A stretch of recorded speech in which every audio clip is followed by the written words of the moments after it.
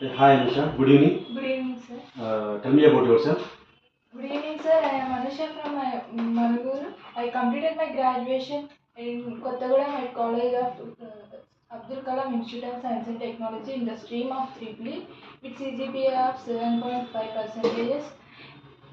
I completed my diploma in Mother Teresa Institute of Science and Technology. I completed my SSCL in Montessori Group of Schools.